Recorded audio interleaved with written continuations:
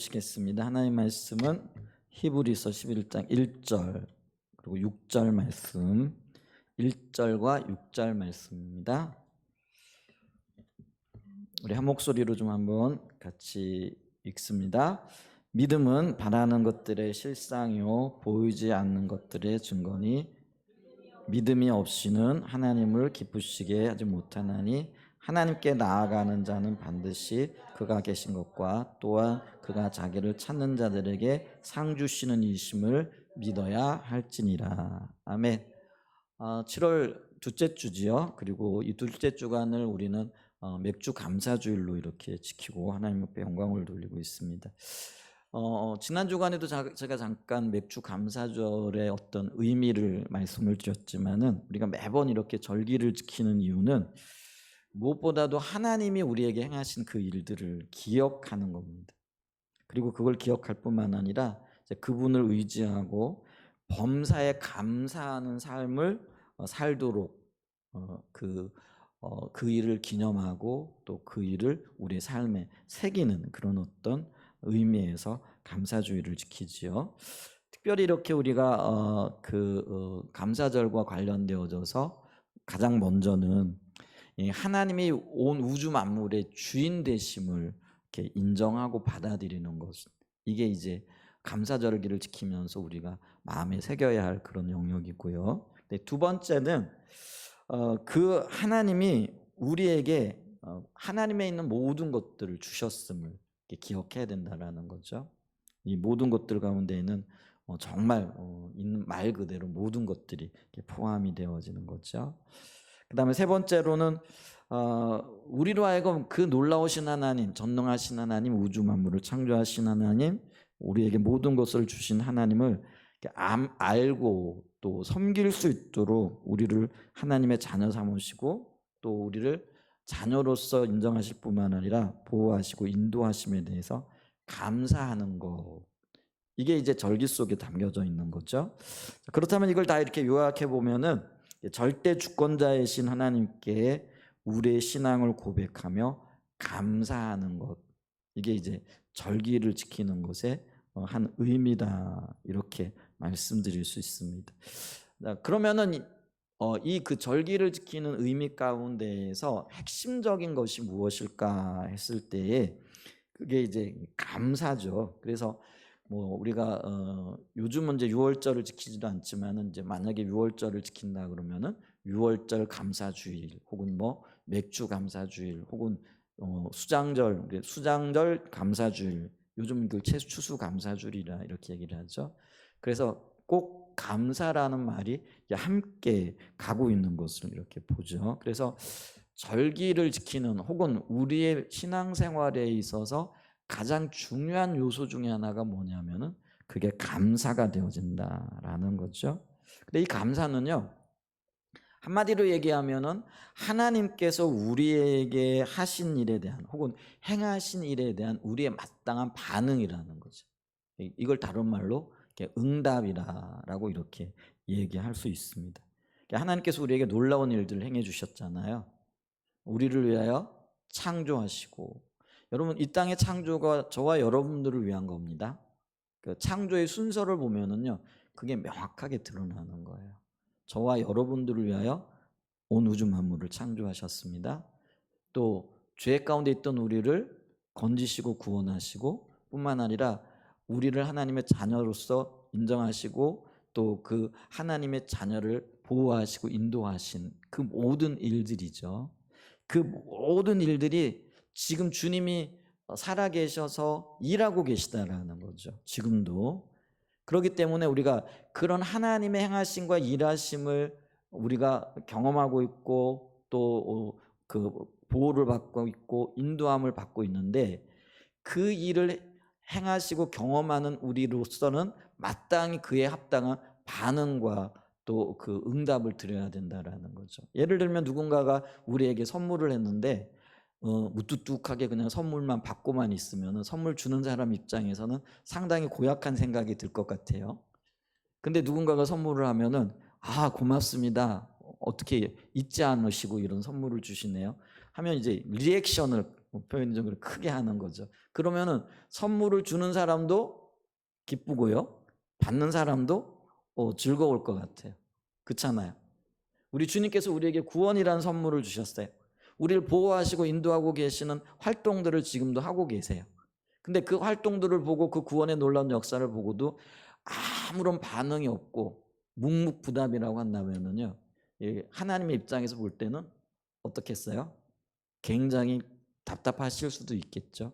그런데 그 하나님의 구원을 받은 자녀로서 하나님의 인도와 통치를 받고 있는 하나님의 그 하나님의 자녀들로서 하나님 감사합니다. 나 같은 죄인을 위하여 예수님을 보내주시고 구원하여 주시다니요. 하나님, 지금도 나를 붙잡으시고 인도하시고 하나님의 선한 일을 위하여 나를 이끌고 계시다니요. 이렇게 반응하고 이렇게 주님 앞에 나가는 것, 이걸 가르쳐서 우리가 감사하는 거라는 것이죠. 근데 이런 감사에는요, 첫 번째로 뭐가 있느냐면요, 기억과 기대의 요소가 있다라는 거죠. 우리가 감사할 수 있는 어떤 두 가지 요소는요, 우리의 기억입니다. 그 기억은 뭐냐면요, 아까도 말씀드렸지만 주님이 우리에게 행하신 일들에 대한 기억이죠. 그래서 시편 50편 22절에 보면은요, 23절에도 이렇게 말씀을 하고 있는데요, 하나님을 잊어버린 너희여 이제 이를 생각하라. 그렇지 아니하면 내가 너희를 찢으리니 건질 자가 없으리라. 감사로 제사를 드리는 자가 나를 영화롭게 하나니. 자, 감사로 제사를 드리는 자가 나를 영화롭게 한다, 이렇게 얘기를 해요. 여러분이 감사로 제사를 드린다라는 게 뭘까 했을 때에 LXX라고 이렇게 우리가 흔히 70인령이라고 이렇게 얘기를 하는데요, 히브리어를 헬라어로 번역한 거예요. 그러니까 이 알렉산드리아라는 아프리카의 북쪽에서 그 디아스포라라고 하는 거는 세계에 흩어져 있는 유대인들을 얘기를 하는 거죠. 우리도 이제 뭐 한국 디아스포라 그러면 우리 한국에 사는 게 아니라 이민을 갔거나 여러 가지 이유로 세계에 흩어서 사는 우리 한민족들 있잖아요. 그걸 이제 우리 입장에서 보면 디아스포라라고 얘기를 하죠. 근데 이 그 성서 시대 혹은 그 구약 말기쯤 이렇게 오게 되어지면은 이스라엘의 나라가 망하잖아요. 바벨론에 의해 가지고. 그러면서 그 유대인들이 세계 곳곳에 퍼져서 살게 되어지기 시작을 하는 거죠. 그러면서 그곳에 정착하고, 그러면서 그들이 신앙적인 어떤 정체성을 잊어버리지 않고 살아가고 있는 거죠. 근데 이제 문제는 뭐냐면은 외국에서 살다 보면 점점 자기 나라 말을 잊어버리는 거죠. 오늘날 미국에 이민 간 2세들, 3세들이 대부분 어때요? 한국말 못하지요. 제 친구 목사님도 가끔 이제 올 때마다 저를 방문하기도 하는데, 문제가 뭐냐면은요, 첫째 아들은 조금 덜하대요. 그래도 조금 클 때 걔를 데리고 미국으로 갔거든요. 근데 이 둘째 녀석은요, 조금 어릴 때 데리고 갔더니 그냥 한국말을 하는데 어느 정도만 하느냐면 그냥 일상 용어 정도는 한다라는 거예요. 근데 그러다 보니까 뭐예요? 아빠는 또 늦게 갔으니까 영어를 못 하잖아요. 얘는 또 한국말을 못 하는 거죠. 그러니까 깊은 얘기를 못 하는 거예요. 여러분, 언어가 그렇게 중요해요. 부모 자식지간이라도요, 대화가 안 된다라고 얘기했을 때 대화의 기본적인 게 언어잖아요. 근데 이 언어가 의미가 안 통하는 거예요. 영어로 얘는 이제는 모든 일상들을 하는 아이고, 부모는 그게 안 되는 거예요. 그러니까 부모가 마주 앉아가지고 같이 밥을 먹어도 이게 이 얘기가 안 되는 거죠. 그러니까 답답하다고 그러더라고요. 그게 공유가 안 되는 거죠. 그런 현상들이 나타나는데, 그 유대인들의 자녀들이 성경을 읽고 신앙교육을 이렇게 계속해 나가야 되는데 이 아이들이 히브리어를 모르는 거예요. 그럼 이제 헬라어가 그때 세계 공용어였으니까 헬라어는 아는 거죠. 그래서 70명의 학자들이 모여가지고 히브리어 성경을 헬라어로 번역한 거, 그게 70인역이에요. 70명이 머리를 맞대고 번역했다 그래서 70인역, 영어로는 LXX 이렇게 얘기를 하는데요. 근데 그 LXX에는요, 이 감사로 제사를 드리는 거를 뭐라고 표현을 했느냐면요, 찬양으로 예배하는. 그러니까 이 뭐냐, 찬양으로 예배하는 게 감사로 주님을 높이는 것과 연관이 되어지고 같은 의미로 쓰여지기도 한다라는 거예요. 어쨌거나 감사로 예배하고 감사로 제사를 드리는 자가 하나님을 영화롭게 하는데, 그런데 22절에 보면은요, 이렇게 못하는 게 있다라는 거. 못하게 하는 것이 있는데 그게 뭐냐면은요, 하나님을 잊어버린 너예요. 이렇게 얘기를 해요. 그러니까 여기서 보세요. 하나님을 잊어버렸다라는 거는 하나님이 행하신 일들을 잊어버렸다라는 그런 의미죠. 그러니까 유대인들에게 있어서는요, 꼭 기억해야 될 게 있죠. 그래서 절기와도 관련되어지는 게 하나님이 그 민족을 구원하셨다라는 거예요. 애굽에서 종살이하고 있을 그때 하나님께서 하나님의 전능하신 능력으로 애굽에서 건져내신 거잖아요. 홍해를 가르고 그 바다를 건널 때 그게 신약 성경에 의하면은 침례를 받는 것과 연관되어지는 거죠. 고린도서에 보면은. 그래서 하나님께서 그 민족을 구원하셨고 그 백성들을 구원하셨다라는 거예요. 그래서 유월절을 지키라는 거는 그걸 잊지 말아라라는 그런 의미인데, 이 하나님 행하신 놀라운 일들 그거를 이들이 잊어버렸어요. 잊어버리게 되어지면은요, 간격도 사라지고 하나님을 향한 믿음도 사라지고 또 하나님과 동행해야 되겠다라는 어떤 그런 절박성도 사라져 버리게 되어지는 거죠. 그래서 보세요. 잊어버리게 되어지면은요, 하나님의 은혜가 희미하게 자리하게 되는 거죠. 어느 한 구석에 그래 내가 옛날에는 하나님을 믿었는데 그때는 왜 믿었을까? 이렇게 되어지는 거예요. 그런데 하나님이 나를 위하여 행해 주신 그 일이 명확하게 기억이 되어지고 인식이 되어지면은요, 나는 항상 그 은혜를 기억하며 감사하고 기쁨으로 주님과 동행하는 삶을 살아가게끔 되어져 있다라는 거죠. 그래서 왜 감사 못하느냐? 잊어버렸기 때문에 그렇다는 거죠. 주님이 어떻게 나를 구원해 주셨는지, 그 주님이 나를 어떻게 인도하셨는지, 그 주님이 어떻게 나를 마치 독수리가 새끼를 날개에 업어 인도하고 나르는 것처럼, 보호하고 있는 것처럼 그렇게 인도하여 주신 것을 잊어버렸다라는 거죠. 그러니까 하나님이 뭐라고 말씀하셔요? 이제 너희는 그것을 생각하라라는 거죠. 하나님이 너희를 향하여 하신 일들을 생각하라. 그러면서 만약에 그걸 생각해내지 못하면은요, 내가 너희를 찢으리니.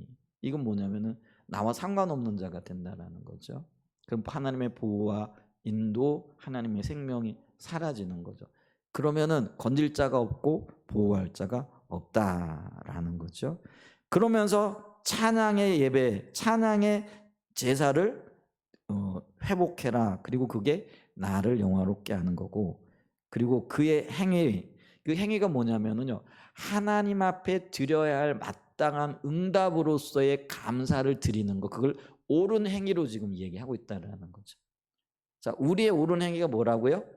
하나님이 우리에게 행해 주신 그 일들을 기억하고 마땅히 감사의 자리로 나가는 것, 찬양의 노래를 통하여 하나님 앞에 예배드리는 자가 되어지는 것, 그게 우리의 옳은 행위가 되어진다는 거죠. 그런 사람에게 어떻게 하시겠다고요? 내가 하나님의 구원을 보이리라, 이렇게 말씀하고 있다라는 거죠.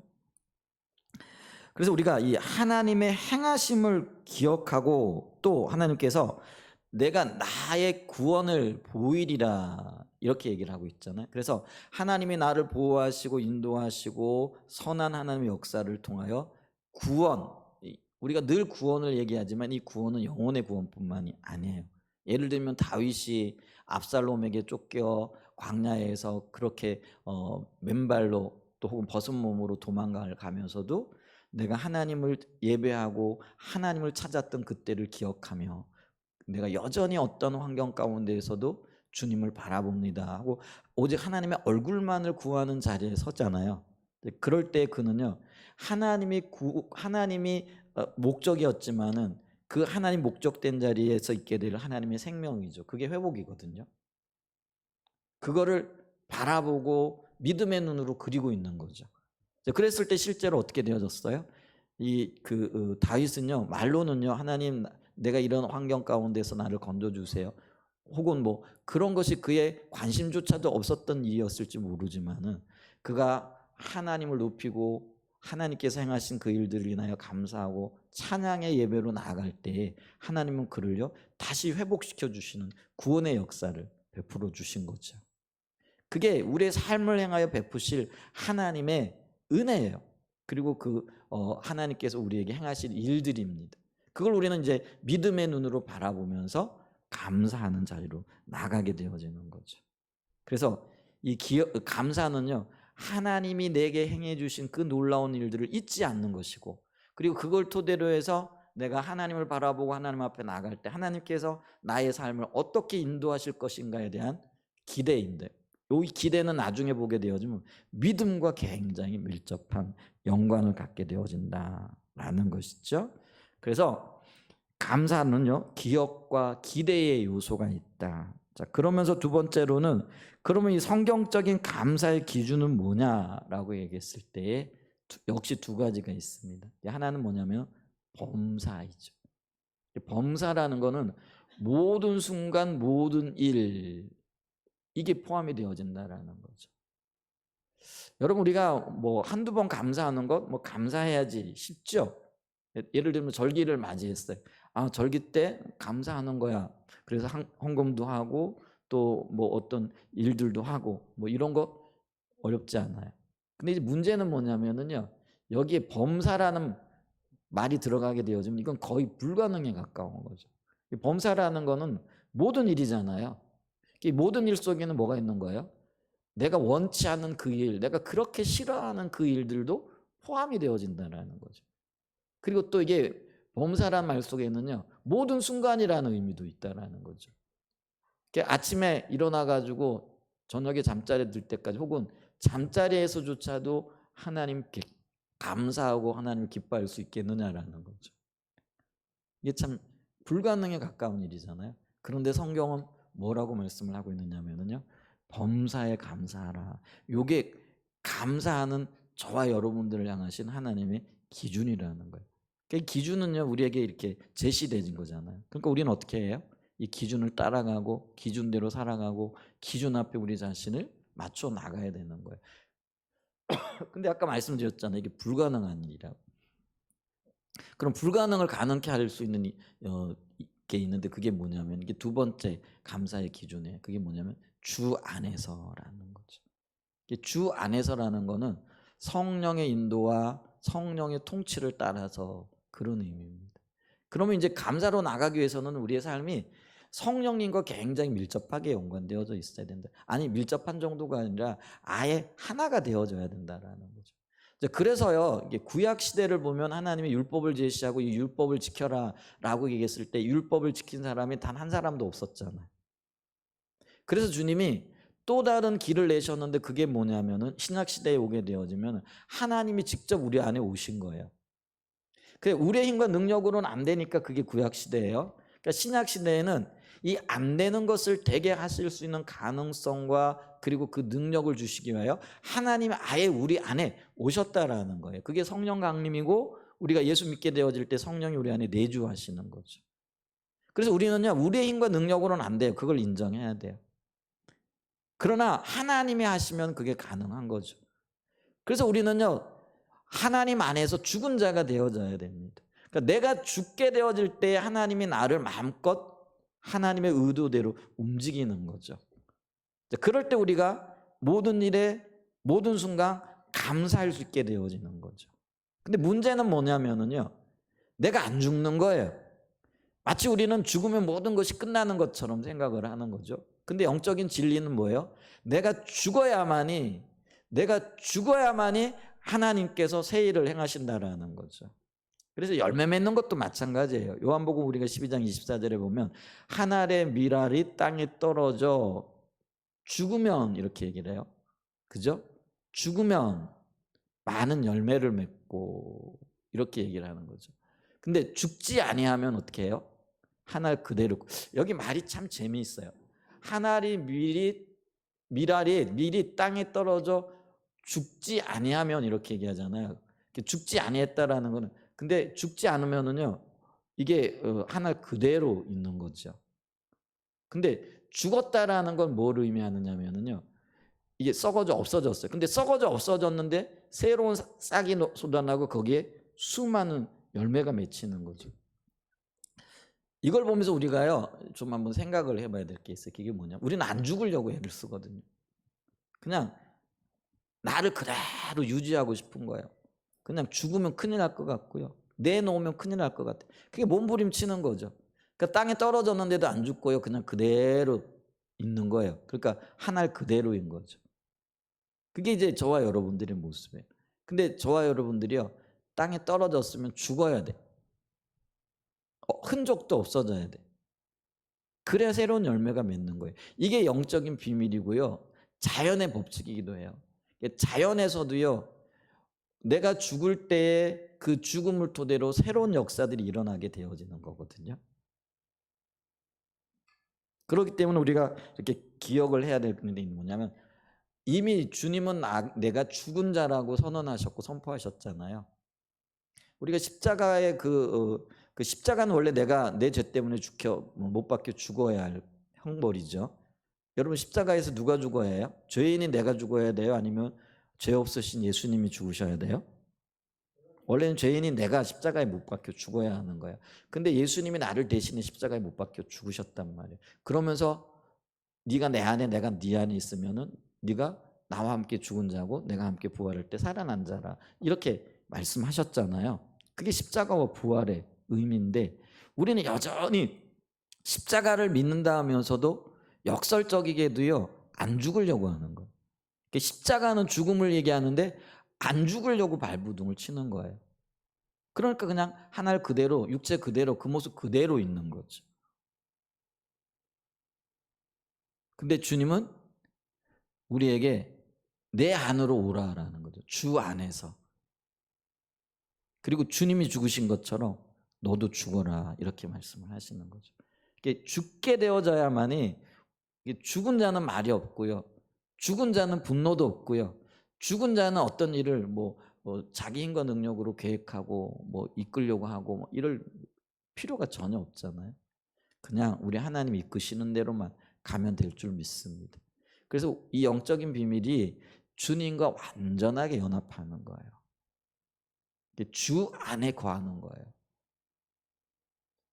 근데 이게요, 이론은 그런데 말처럼 쉽지 않아요. 그럼 어떻게 해야 될 것인가? 성령이 조명하시고 비추시고 나를 통치하실 수 있도록 내 자신을 내어드려야 된다라는 거죠.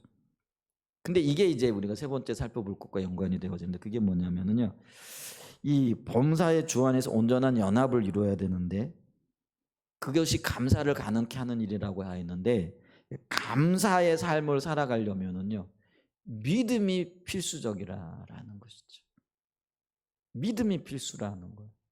그러니까 주 안에 거하는 것도요, 내가 죽은 거를 사실은 믿음으로 받아들여야 할 영역이라는 거예요.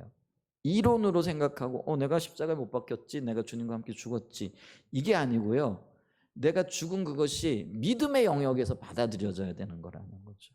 자, 그러면 이제 문제는 그거예요. 믿음이 뭐냐라는 거죠.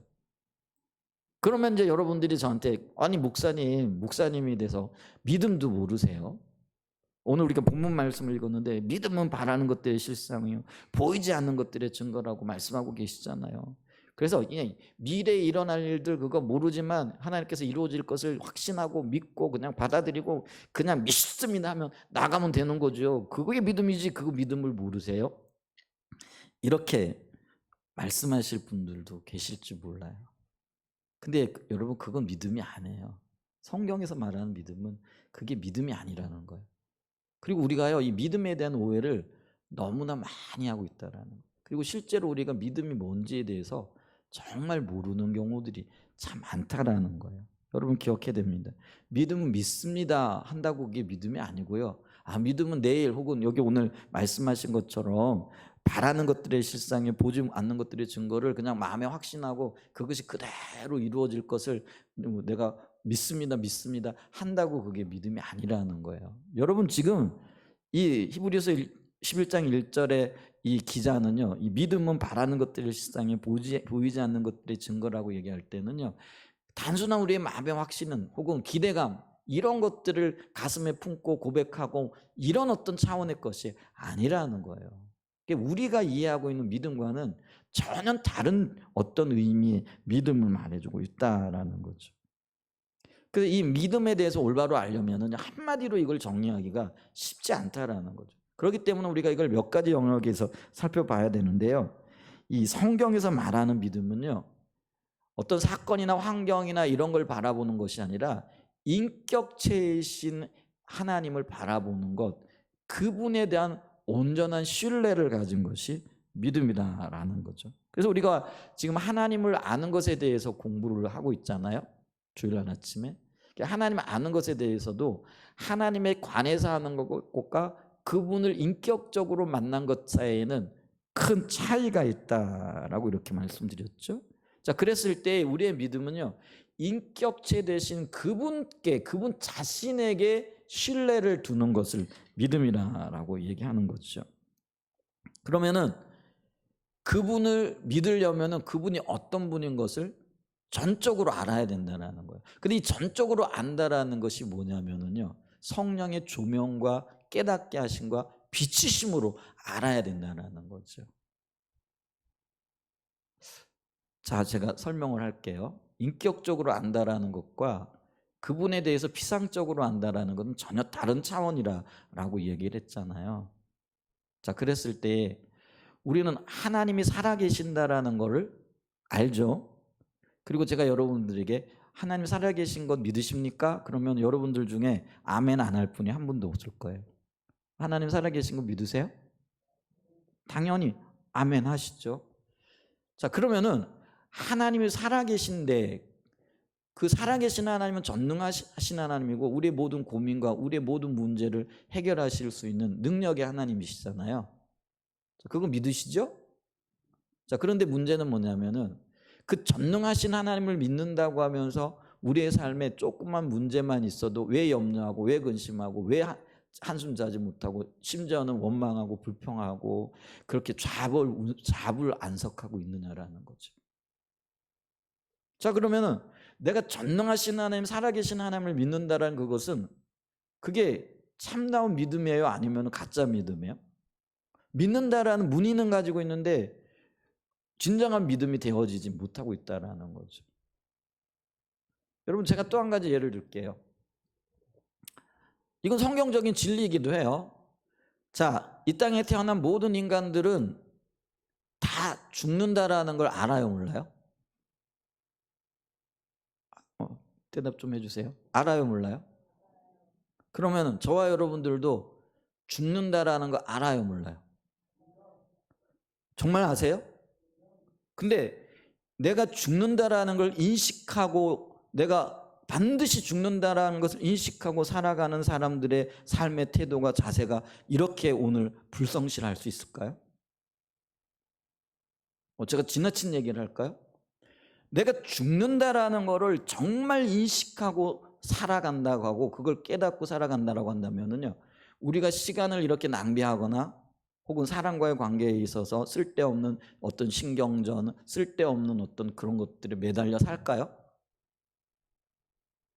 좀 다시 좀 이걸 돌려가지고요. 3개월 시한부 선고를 받았다라는 것을 분명하게 인식하고 있는 사람이 오늘 하루의 삶을 살아가는데 그렇게 낭비하고 어쩌면은 뭐 세월을 그렇게 그렇게 귀하게 여기지 않고 막 허랑방탕하게 시간들을 1분 1초를 그렇게 막 쓸까요? 만약에 3개월 후에 시한부 어떤 선고를 받은 사람 정도쯤 되어지면은 내가 이 시간을 이렇게 보내서는 안 되지. 그러면서 관계를 정리하고 또 복잡한 것들을 정리하고 또 뭐 이런 삶을 이렇게 마무리하면서 시간을 진짜 1분 1초를 아껴가지고 살 거예요. 그런데 우리는요, 반드시 죽는다라는 걸 알아요. 근데 언제 죽을지는 모르는 거죠. 그러니까 죽음에 대한 인식 자체도 우리는 없는 거예요. 그거를 인식하며 살아가고 있지 않아요. 만약에 그걸 인식하고 살아가고 있다라고 한다면은 우리의 삶의 자세와 태도는 지금과는 전혀 좀 다른 차원의 삶이 되어질 거라는 거죠. 자, 그러면은요, 우리 아까 모든 인간은 죽고 고로 나도 죽는 존재이다. 그리고 죽음을 눈앞에 두고 있는 존재라고 말을 했어요. 머리로 알고 있어요. 근데 그게 가슴으로 내려와 가지고 내 삶에 그것이 인식되어지고 죽음을 앞둔 사람으로서 내가 어떤 삶을 살아야 할 것인가에 대한 고민과 그리고 하나님 앞에서 자신을 돌아보는 거는 전혀 다른 차원의 문제더라는 거. 이해가 되세요? 그러니까 우리는 어쩌면은요, 알고 있는 것, 그것이 정말로 알고 있는 게 아니더라는 거예요. 우리가 믿고 있는 어떤 것들이 하나님을 믿는다고 하면서도요, 참으로 믿지 않고 있다라는 거예요. 그럼 정말로 믿는다라는 건 뭐냐면은요, 성령이 그걸 보여주시고 깨닫게 하시고 비춰주셔야 돼요. 진짜 인식시켜 주셔야 돼요. 그래서 이 믿음은요, 지식의 영역이 아니에요. 영적인 영역이고요, 깨닫게 하시는 영역이고요, 성령의 영역이라는 거예요. 하나님이 일하시는 영역이라는 거예요. 이제 이런 차원에서 보게 되어지면 과연 내가 성령의 눈으로 혹은 하나님의 깨닫게 하시고 비친 그 관점으로 내가 하나님을 바라보고 있고 사람을 바라보고 있고 내 환경을 바라보고 있고 또 내 삶을 바라보고 있느냐라는 거예요. 그게 믿음인데, 근데 우리는 아니잖아요. 그냥 내 생각으로, 내가 알고 있는 어떤 지식으로, 내가 경험했던 어떤 것들로, 이런 것들로 판단하고 혹은 이런 것들로 어떤 계획을 세우고 어떤 걸로 이런 것들 밀고 나가고 이렇게 지금 하고 있다는 거죠. 그러니까요, 여기에 진정한 감사가 안 나오는 거예요. 우리의 진정한 감사는요, 하나님 그분이 내 삶에서 주도권을 잡으시고 일하고 계신 그것이 하나님의 관점에서 성령의 인도하심으로 분명하게 이루어지고 있다는 것에 대한, 그래서 그걸 성령의 조명으로 보게 되는 거예요. 그러니까요, 삶에 어떤 고난의 문제가 있고 또 관계의 문제가 있고 어려움이 있다라고 할지라도 주님이 보고 계시고 주님이 함께하고 계시고 주님이 이걸 인도하고 계시다라는, 그게 성령의 비치심을 통하여 보게 되어지니까요, 삶의 가장 어려운 한가운데에서도요, 감사가 나오는 거예요. 이게 머리로서가 아니라요, 가슴으로서. 여러분, 감사는요, 하나님의 행하심이 이 머리에서 가슴으로 내려오고 그 가슴이 손과 발로 들여지는 거예요. 그렇지 않아요? 삶으로 주님 앞에 나가고 삶으로 감사하고, 감사가 말만 한다고 되는 게 아니잖아요. 주님이 나를 인도하셨다라는, 인도하고 계시다라는 그 지식이 가슴으로 나와서 성령의 비추심으로 그게 정말로 인식되어지고 깨달아지는, 그러면 그게 정말로 인식되어지고 깨달아지면 내 삶이 이렇게 밋밋하고 이렇게 어떤 의미에서는 하나님의 행하신 일에 대한 감격도 없고 기쁨도 없고 기대감도 없고 그렇게 그냥 그저 그런 하루하루가 지나갈 수 있겠느냐라는, 그건 불가능해요. 정말 내가 믿음이 있다면은 그 믿음이 성경에서 말하고 있는 믿음이라고 한다면은요, 자기의 전생애를 걸 수 있는 거예요. 그래서 히브리서 11장을 우리가 믿음장이라고 얘기를 해요.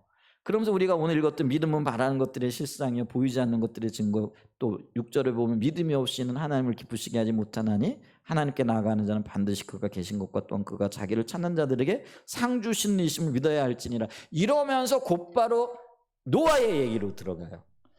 그런데 여러분 보세요, 노아가 하나님을 믿었더니 그게 의였거든요. 근데 보세요, 이 노아는요, 성령이 비치시고 하나님을 만난 가운데 하나님의 말씀을 믿었어요. 근데 여러분 보세요, 노아가 하나님을 믿고 하나님이 명령하신 대로 어떤 행동을 할 수 있는 조건이 좋은 조건이었느냐? 그게 아니에요. 하나님께서 배를 만들라고 하셨는데 이 배는요, 성경학자들이 연구를 했을 때 월드컵 경기장만한 배래요. 그럼 월드컵 경기장만한 이 배를 짓는데 그때 당시에 전기톱이 있었겠어요? 아니면은 뭐 배를 지을 만한 뭐 그런 뭐 기구들 이런 것들이 있었겠어요? 손으로 해야 되는 거잖아요.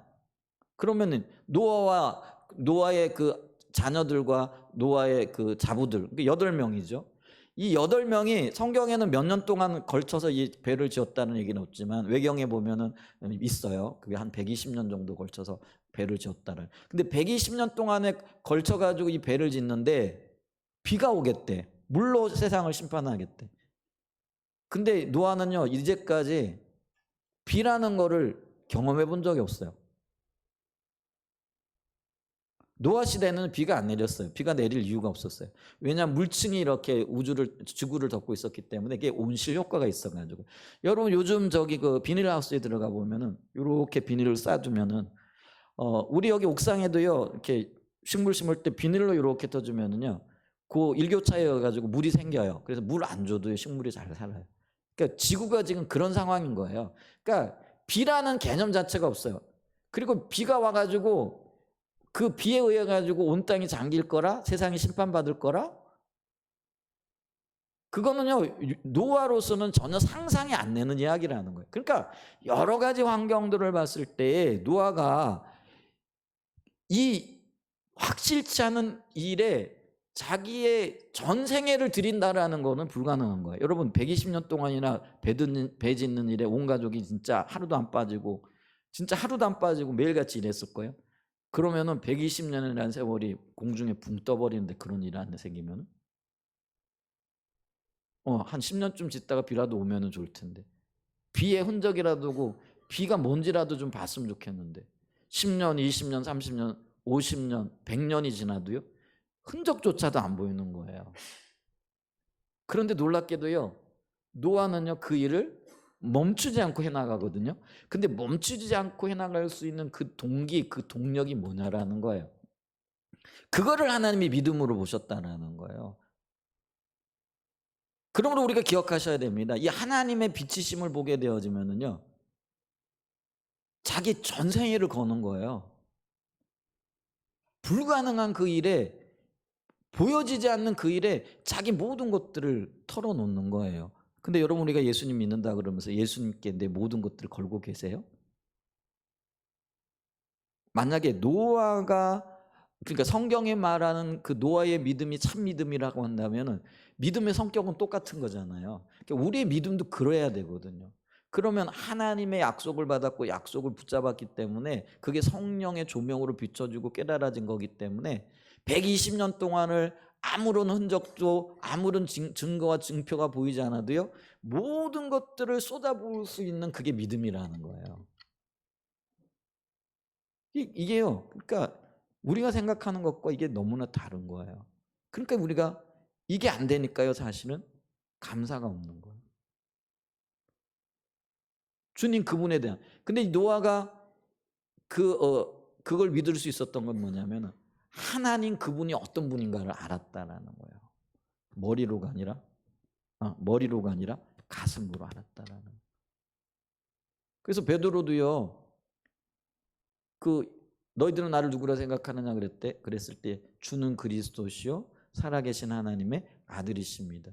여러분 인간 예수를 봤을 때 목수, 뭐 볼품도 없고 성경에 보면 흠도 없고 볼품도 없고 모양도 없고 그게 예수님의 모습이었던 것 같아요. 오늘날 우리는 예수님의 성화를 너무 멋있게 그려놨어요.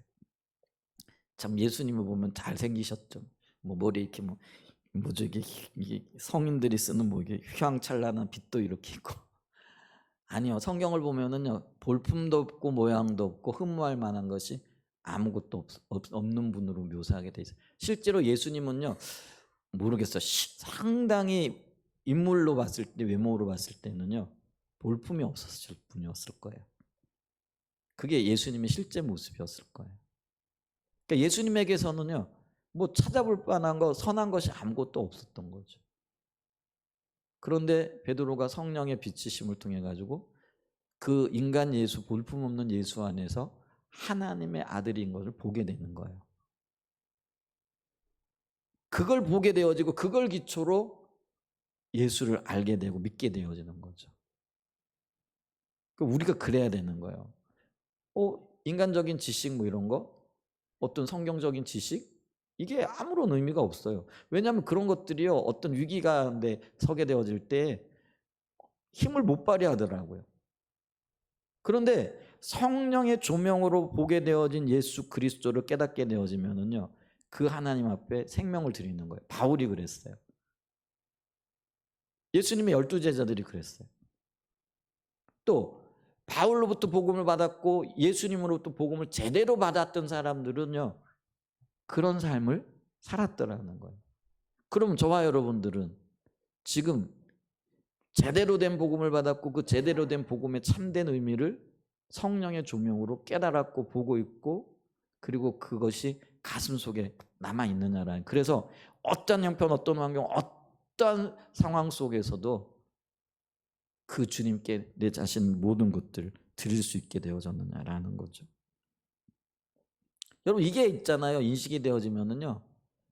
하나님은 치유하시는 하나님이고 우리의 기도를 들으시는 하나님이고 우리를 구원하시는 하나님이라는 사실에 대해서 추호의 의문이 있을 수가 없어요. 당연히 우리가 그래서 기도하는 거예요. 주님 치유를 위해 기도하고요. 우리의 구원을 위해 또 구원이 전파되어지고 나누어지고 반응하는 사람들을 위해 기도하면서 그 일을 행하는 거예요. 또 우리가 어떤 그 치유를 위해서 또 혹은 그 기도 응답에 대해서도 하나님 당연히 우리의 기도 응답을 해주실 분인 거죠. 그래서 믿음으로 기도할 때 반드시 응답하시는 거 하나님의 역사에 대한. 그래서 그걸 기대하고 그 기도를 멈추지 않는 거죠. 그래서 여러분 보세요. 아마 이 노아는요 120년 동안 배를 지으면서 매일 새벽에 일어나가지고 배를 짓기 전에 기도했을 거예요. 주님의 뜻이 이루어지길래. 그죠? 낙심이라는 걸 모른다라는 거. 아마 한 240년 좀 걸렸다 그래. 그러면 노아는요 한 120년쯤 일하다가 그 멈췄을까요? 아니요. 노아는요 그 배 짓는 일이 240년이 걸렸다고 해도요 기꺼이 했을 사람이에요. 왜냐하면 그는요 성령의 조명으로 하나님을 알았거든요. 그분이 어떤 분인 걸 알았거든요. 오늘 저와 여러분들에게 필요한 게 이거예요. 그래서 우리가요 성령의 조명이 있어야 돼. 근데 이 성령의 조명이 있기 위해서는요 비추시는 건 하나님의 몫인데 비추시도록 할 수 있도록 우리가 해야 될 몫은 뭐예요? 그래서 하나님을 찾는 거라는 거예요. 그래서 성경은 하나님의 얼굴을 구하는 것에 대해서 그렇게 강조를 하고 있는 거예요. 그래서 믿음의 사람들은요 한결같이 모두 다 하나님을 찾아 나오는 사람들이었다라는 거예요. 모세가 하나님을 찾았고요. 다윗이 하나님을 찾았는데 심지어 다윗은요 내 일평생 소원이 하나님 얼굴 보는 것, 그 하나님만을 찾는 것, 하나님을 아는 것, 하나님을 만나는 것이라고까지 이야기를 하고 있다라는 거예요. 근데 우리는 어때요? 조금 하나님을 찾아보다가 안 보이면 그냥 포기하고 에이 그게 잘못 찾고 있다라는 거예요. 성경은요 하나님을 찾으면 반드시 오시겠다라고 약속하고 계세요. 근데 그게 이론이 아니라 가슴으로 깨달아지는 사람들은요 결코 포기하지 않고 주님 찾을 겁니다. 아멘. 오늘 그게 필요해요. 주님을 알기 위하여 그 모든 것에 우선하여 주님을 찾을 수 있는 저와 여러분이 되시기를 예수님의 이름으로 축복하고 축원드립니다.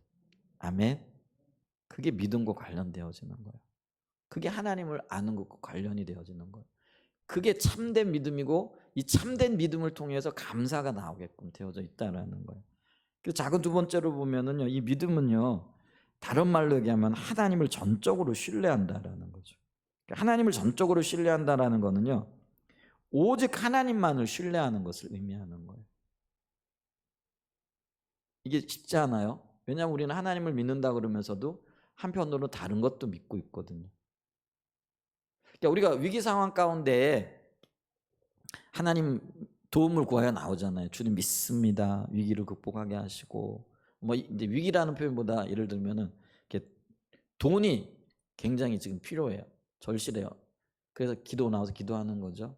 하나님 나 돈 필요한데 언제까지 이 돈을 좀 메꿔야 되고 또 사용해야 될 때가 있는데 그러면서 이제 기도하면 나오죠. 그게 이제 우리가 믿음으로 기도하면 하나님이 들어주신다라는 말씀에 근거하여 나오는 거예요. 그러면서도 우리는요 하나님만을 신뢰하여 나오는 게 아니라 주변에 돈 구워줄 어떤 사람들이 있는가, 형님이 있는가, 부모님이 있는가, 친척이 있는가, 친구가 있는가 동시에 쫙 스캔하죠. 계산을 하죠.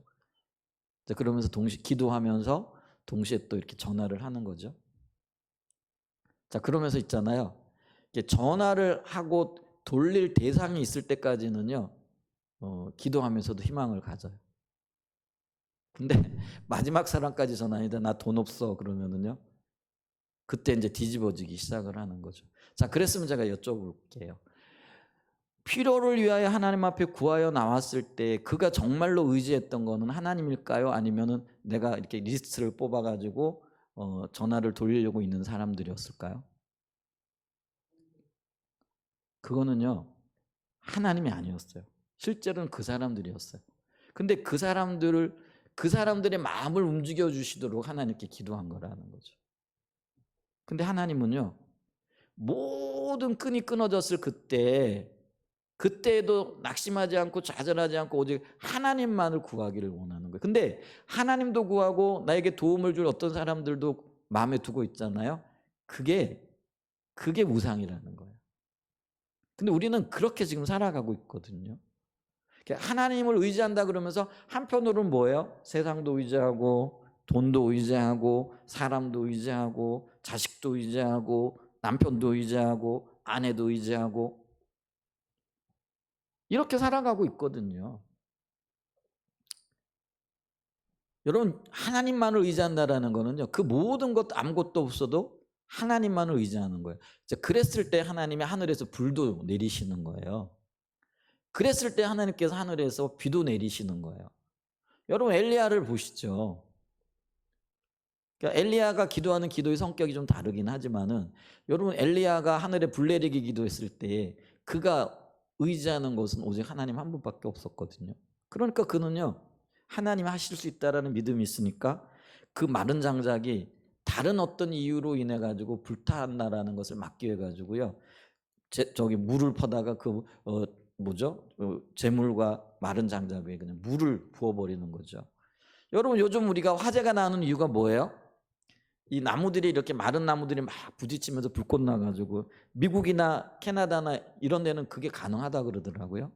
그래서 혹시나 그 3년 6개월 동안이나 비가 오지 않고 장작은 장작대로 마르고 뭐 이래가지고 거기에서 어떤 발화점이 있어가지고 불났다라는 그런 소리를 들을까봐 그것을 원천적으로 차단하기 위해 가지고 엘리야가요, 물을 떠다가 4번씩이나 그걸 아주 그냥 도랑에 물이 흘러 넘치도록 그냥 재물과 장작을 적셔버리잖아요. 그건 뭐예요? 세상으로부터 받을 수 있는 어떤 그 도움 혹은 어떤 그런 영향력, 이걸 아예 차단해 버린 거예요. 그러니까 엘리야가 기도할 때는 오직 하나님 한 분밖에 없었다라는 거예요. 엘리야가 기도하는 기도의 자세를 보세요. 산모가 아기를 낳듯이 비를 위하여 기도할 때요, 정말로 하나님 한 분께 온 정신과 온 힘을 들여가지고 기도하잖아요. 온 마음으로 기도하잖아요. 그런 사람에게 비가 내려오고요, 불이 하늘로부터 내리는 거예요. 그리고 그걸 믿음의 기도라고 얘기를 하는 거예요. 근데 우리는 뭐예요? 적당히 기도하면서 적당히 세상도 의지하고, 적당히 기도하면서 적당히 세상으로부터의 도움도 구하고. 근데 그건 믿음의 기도가 아니라는 거예요. 그러니까 하나님을 믿는다라는 것은요, 다른 그 모든 것들을 내려놓고 only예요. 오직 하나님만을 믿는다라는 거죠. 그게 믿음의 사람들의 삶이었어요. 그게 가능하죠? 그게 가능해야 되고요. 그게 우리의 믿음이라고 성경은 말씀하고 계시다라는 거죠. 그래서 있잖아요, 이 믿음으로 살아간다 혹은 하나님만을 신뢰한다라는 것은요, 어떤 다른 말로는요, 이게 하나님만을 기쁘시게 한다라는 거예요. 그러니까 하나님만을 기쁘시게 하기 위해서는요, 나를 기쁘게 하고 사람을 기쁘게 하려고 하는 모든 것들을 내려놔야 된다라는 거죠. 여러분, 내가 원하고 기도하는 그 기도의 내용들이 하나님께 영광이에요? 아니면 나의 어떤 기쁨을 추구하는 것들인가요? 그럼 그게 믿음의 기도가 아니고요, 나를 위한 기도가 되어지는 거라는 거죠. 그래서 예수님께서도 요한복음 5장 30절에 보면은요, 나는 나의 원대로 하려 하지 않고 나를 보내신 이의 원대로 하려는 거로, 이렇게 얘기를 해요. 나를 기쁘게 하지 않는다는, 오직 하나님만을 기쁘시게 하려고 한다라는 거죠. 그래서 요한복음 5장 41절에도 보면 나는 사람에게 영광을 취하지 아니하노라. 오직 하나님만을 기쁘시게 하고 하나님만을 바라보고 하나님만을 믿는다, 신뢰한다라는 거예요. 이 only예요. 이게 누군가가 하나님과 경쟁하는 어떤 것들이 있게 되어지면 이거는요, 하나님을 믿는 게 아니라 내가 경쟁하게 하는 그걸 믿는다라는 거죠. 기도할 때도 하나님을 신뢰하는 게 아니라 기도하면서도 누가 나를 좀 도와줄 사람이 있지 않을까 하고 그 사람을 떠올리잖아요. 그러면 그게 하나님을 향한 기도가 아니라 그 사람을 신뢰하고 그 사람을 믿는 거라는 거예요. 이게 하나님과 경쟁하는 어떤 것들이라는 거예요.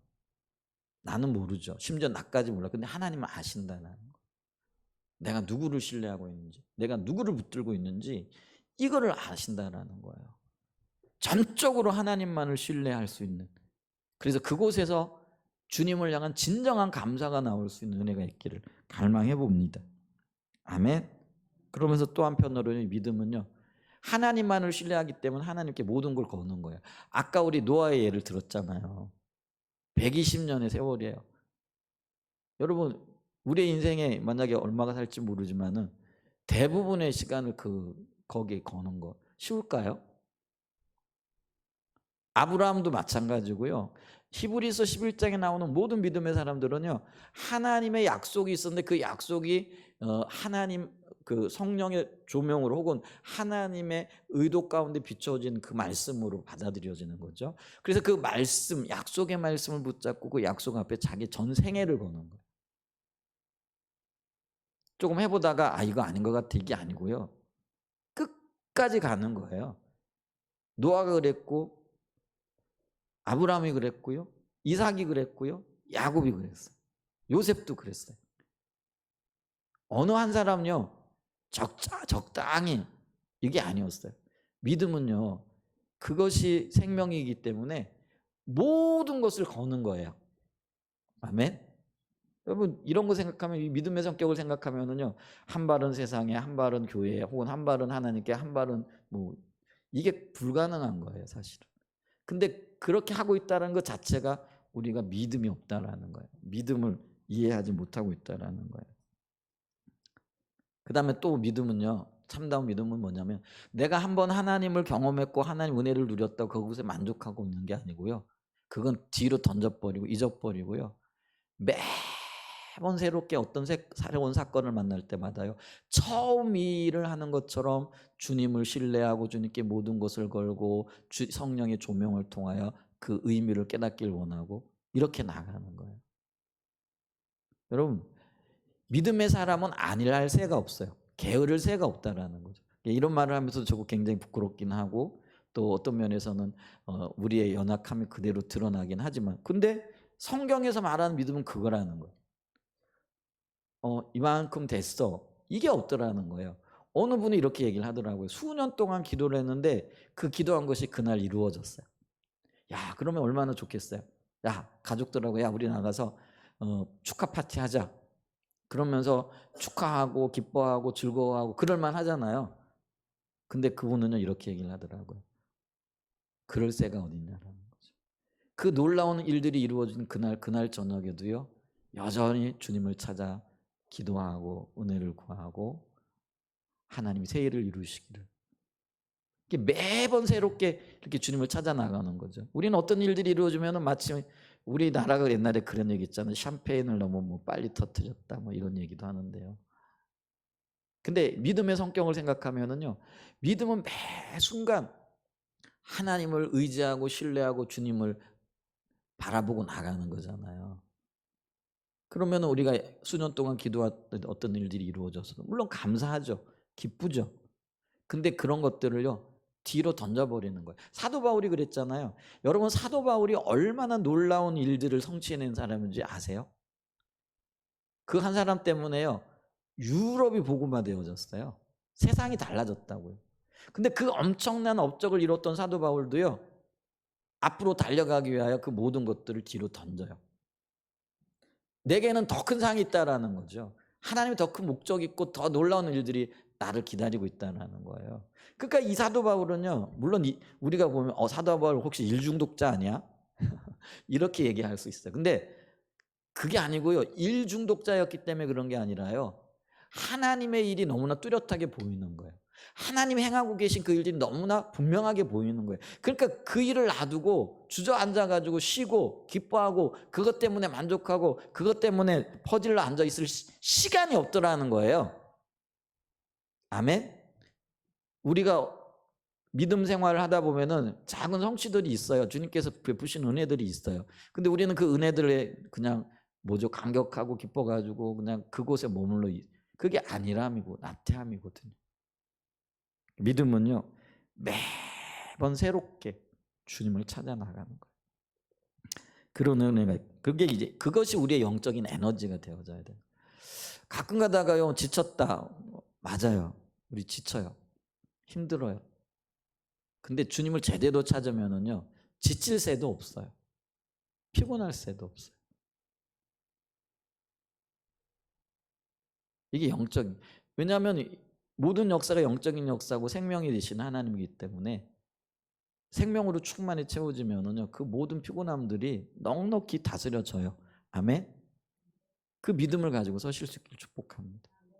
사도 바울이요, 복음 전하다가 매를 맞아가지고요, 사람들이 죽은 줄 알고 성 밖에 그냥 내다 버렸거든요. 시체 갖다 버렸어요.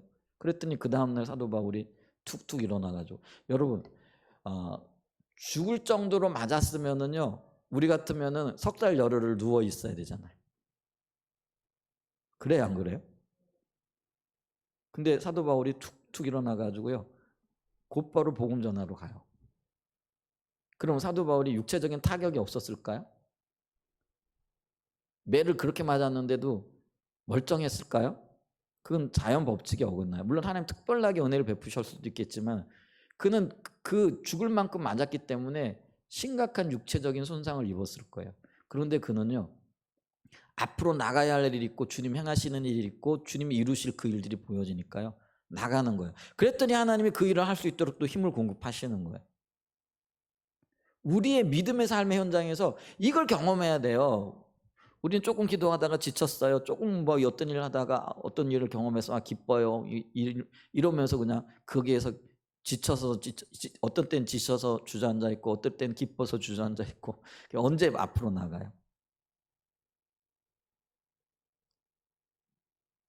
우리의 삶에서 영적인 모든 게으름들을 몰아내시고 주님으로부터 은혜를 입고 그렇게 달려갈 수 있는 은혜가 있으시기를 예수님의 이름으로 축복하고 축원드립니다. 연세가 드신 분들이 이게 쉽게 이제 빠지는 오류가 뭐냐면은요, 아이 됐어, 여기까지 왔으면 됐지 하면서 급격하게 영적으로 쇠퇴한대요. 그래가지고 제가 알기로는 어떤 교회는요, 교회 안에 이 요양원을 세웠어요. 근데 그 요양원을 세운 이유가 뭐냐면은요, 그분들이 쉬지 못하게 하시도록. 그럼 뭐냐면 전도사님이나 목사님이 가가지고요, 들들들들 볶는 거죠. 기도합시다. 교회 안에서 우리 어떤 영적인 활동을 합시다. 이러면서 그들을 계속 기도하도록. 왜냐면은요, 우리가 육체적인 일을 못해도 기도는 할 수 있잖아요. 그게 큰 능력. 실제로 그렇게 하고 있는 거죠. 그랬더니 그분들이요, 생기가 넘치는 거예요. 근데 연세가 들었다고 그냥 아유 힘들어, 기도 못해요, 난 일도 못해요 이러면 하나씩 포기하기 시작을 하니까요, 모든 것들이 포기되어지고요, 생기가 없어지고요, 말 그대로 죽을 날만 기다리고 있는 거죠. 근데 우리의 인생이 죽을 날 기다리도록 하나님께서 노년을 허락하셨을까요? 우리의 노년의 삶이 주님 앞에서 더 어쩌면은요, 활기차고 영적인 어떤 그 에너지가 있고 놀라운 역사들이 우리의 그 기도, 우리 노인분들의 기도를 통해서 이루어질 수 있다라는 거예요. 그러니까 그 교회는요, 교회에서 양로원이나 요양원을 운영하는 목적이 그거예요. 노인분들을 쉬지 못하게 하도록. 진짜 그래요. 근데 그 쉬지 못하게 하는 게 뭐냐면 영적인 활동을 계속하도록 하는 거예요. 왜냐하면 하나님이 우리를 그렇게 지으셨고 그걸 원하시는 거예요. 나이가 들었기 때문에 하나님 안 찾는다, 못 찾는다, 힘들어서, 이게 아니라는 거예요. 끊임없이 주님을 찾고 그러면서 더 큰 건강과 생기와 활력이 넘치는 거죠. 실제로 지금 광주에서 그 일을 하고 있잖아요. 요양원은 해놓고 그냥 기도하도록 우리 노인분들 덜덜덜 볶는 거예요. 기도해야 된다. 권사님들 기도해야 된다. 영적인 활동해야 된다. 이게 지금 주저앉아서는 안 된다. 그리고 우리가 할 수 있는 교회를 위해 기도하고 자녀들을 위해 기도하고 나를 위해 기도하고 이런 놀라운 일들이 있는 거잖아요. 그런 영적인 에너지들이 저와 여러분의 생애 가운데 넘칠 수 있기를 축복합니다.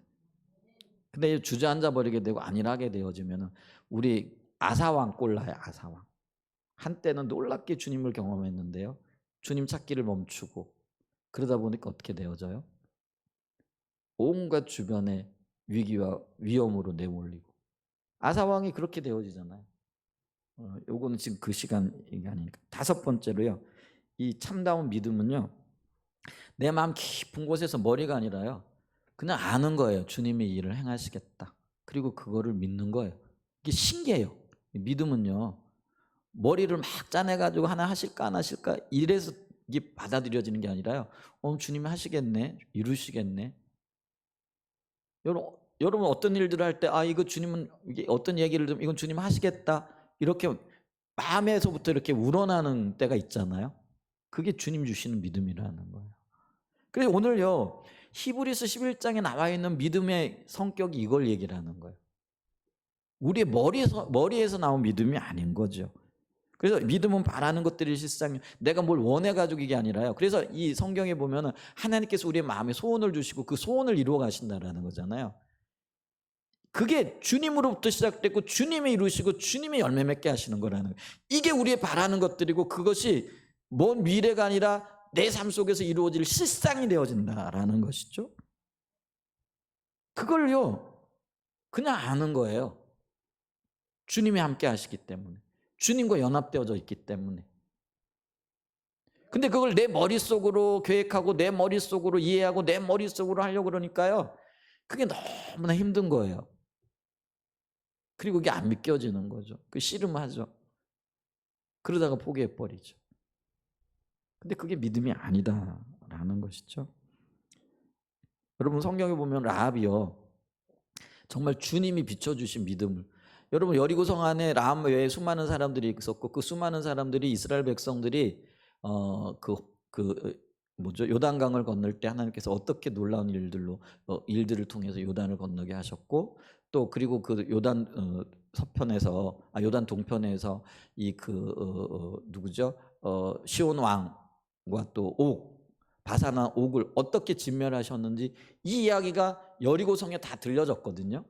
그래서 그 이야기를 듣고 사람들이 모두 다 두려워했다 그랬어요. 심지어는 간 담이 녹을 정도로 두려워했다 그랬어요. 그런데 그들 중에 주님이 행하신 그 일을 보고 그 일 앞에 자기 자신을 드렸던 사람은요 라합밖에 없어요. 그러니까 이게 머리로 하는 거하고 가슴으로 하는 게 이렇게 차이가 나는 거예요. 안다고 되어지는 게 아니라는 거예요.